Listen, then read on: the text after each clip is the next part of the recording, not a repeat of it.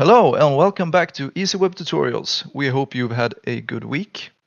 We have had a good week, so we're happy and excited to continue with this week's video. And this week we're going to talk about combining component and flex sections. So in the last video, if you watched it, we went through how to create a flex section, which gives the user a choice on what type of content they want to add into their pages. And the video before that, we went through how to create components out of our sections in Easyweb, which then are reusable in different views.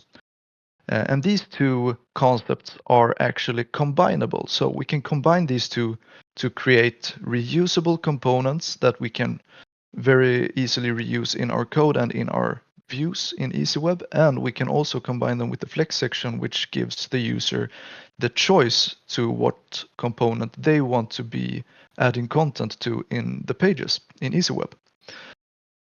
So we'll go to the studio. And if you haven't watched the latest videos, you can probably still continue following this guide because we're going to be doing the component creation and flex creation today as well. And here we can see that we already have two components. We have our hero and our article, which are two reusable components. And if we take an example in our start view here, we have a section that we have called text plus image. And this section, today we're gonna create a component out of this section. So we'll add a component to our reusable components. So we'll just start by doing that. So we can click the plus and create a new component. And we always use the alternative view type when we create components, and we can set a label to it, text plus image, and then we'll set a view key to it. And now this will get the view key that we have for our text plus image section here. But if we take a closer look at our text plus image section in the view to the left there, we can see that we have a dash in the view key. And that is not optimal, because if we later on want to be doing customized API calls or things like that, the dash is going to be creating a problem for us. So now we'll take the opportunity to change this key to just text image in Pascal case or camel case, but we'll leave the dashes out of it. So we can have a camel case text image key here. And then we'll click out create default contents in view. And we'll save our new component. So here we have our text plus image component, and now we can take the text plus image section and click on the little wheel, and here we can copy this section. And now when we go into our component, we can click the paste button and we will get this section. And now we have to remember to change our key here so that it first of all doesn't have a dash in it, and also so it corresponds to our key that we set for the component. And now we can save the view. So here we now have a text plus image component with a few things inside of it. We have a headline, a description, a link, and an image. And now this section or this component will be reusable in any view if we use the mirror component, which we talked about a couple of videos ago. So if we go to our page view, for instance, we can see here that we have two mirror components, one that will mirror the hero and one that will mirror the article. So the mirror component is a way to insert our reusable components into any view we want. And now, if we're gonna want to have the customizability and give the user the choice of what component to insert into the pages, we're gonna want to creating one more custom reusable component, and we can just call that component flex or flex section. So we'll create that component. We'll use the alternative view type. We'll name it flex or flex choice maybe for a little more clarity in what it actually represents. We'll click out the default contents in view and we'll save this component. So now when we want to edit our component, our flex choice, we click on the flex choice. And here we will be creating a flex section. And in this flex section, we will have mirror components that represents all of our different reusable components here. So we'll add a flex section base component first, and then we can click the little plus in this flex section to add our choices into the container. And we want to have a mirror choice. So we'll search for the mirror here, and there we find it. And here we can click the little wheel where it says no selections, and here we can mirror in our other components. So we'll mirror in the hero or the article. And then we'll just add other mirror components for all of the other reusable components that we have in our project here. So we'll have the text plus image.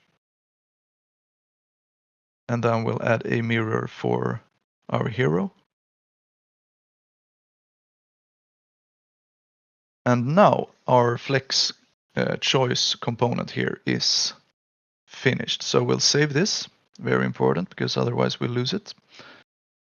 And then when we go to our start view, for instance,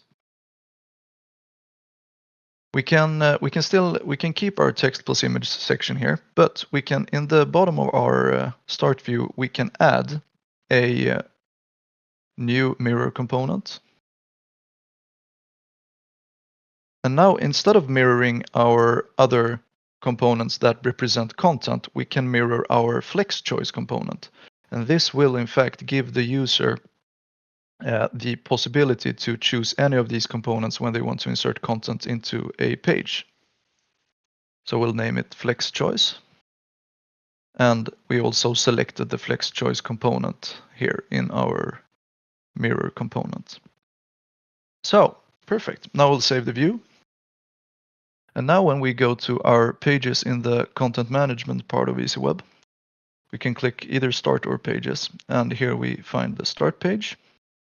And now if we scroll right down, we can see that we have a flex choice here, where we have the choice of choosing to insert an article or a text plus image section or a hero. And we also set the unlimited amount of inputs choice into our flex choice here. So we can create as many of these as we want. So we can have 2 articles, 3 text plus image sections, and 2 heroes if we wanted to.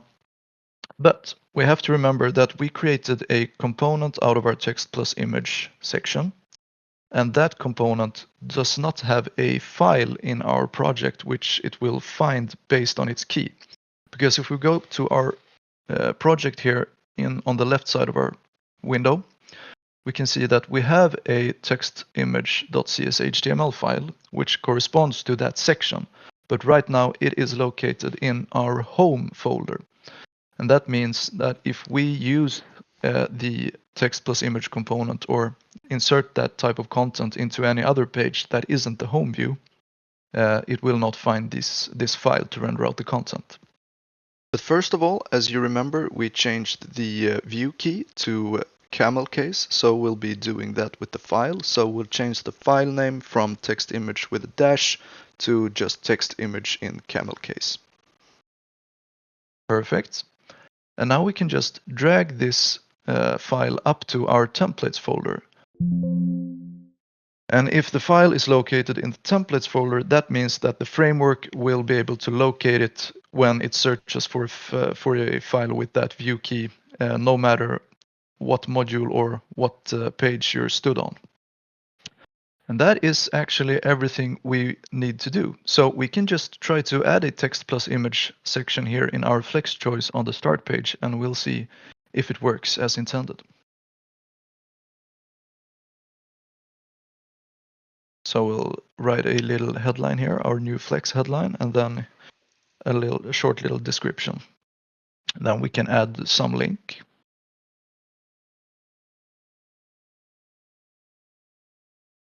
Can link to our new article, for instance.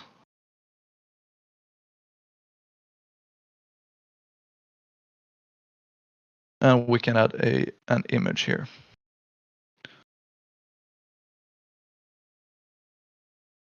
Perfect. And now we can save and publish this page. And if we now start up our project and go to our site, Niklas has already his project started. So when we do this, and now this is interesting because if we go down here, we can see that we have the Flex header and the Flex headline with the image and everything is correct in that way. But what happened now is if we scroll up, the section where we used the text image section that was very particularly specified in the studio, if you remember, now that section can't find the right keys that they want to render. And now you might wonder, well, why is that? Because we did one other thing. We didn't just move the file, we also changed the name for it. And if you remember, we changed the key for our flex choice for this section, but we did not change the key for the hard specified section that is actually located in our start view. So we can just go back to Easyweb. And here we have our start view. And here we can see that we still specify text image with a dash. So if we remove the dash and change it to camel case and save the view, now when we reload our start page here, we can see that we get our styling back and it locates the file and renders the content as we want it to. And that's also, of course, the same for the new flex choice down below. Last thing we can do here is that we can try to add another flex choice to see if that renders correctly. So we can go to our pages and our start view here, start page. And then furthest down we have our flex choice. And now, we do not in fact have the choice to add more flex choices here. So we'll have to go back into the studio and change that. And what we do there is we go to the flex choice component, and here we can see that it is actually specified to one input amount. So we can change that to unlimited, either by going to the options this way or just by clicking the little wheel. You can also change it to unlimited there. Perfect. So now we can save the changes we made to the component and go back to our start page.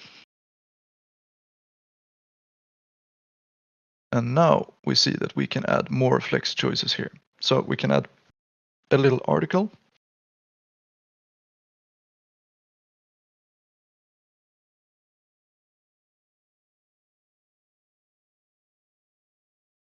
And then we can add another link. So we can link to our new page or contact page or whatever we want to. And now we save and publish this. We reload our page here. And we can see that it renders out the article contents as well from the Flex, but with the same type of styling, and it renders them out how we have specified it to render out in the code. So we can just go, if we check out the file that is called article.cshtml in the templates folder, we can see that this is actually what is rendered out here. So perfect. That'll be all for today. We thank you for watching and we hope you have a good week, and we will see you with the next week's video. Bye for now.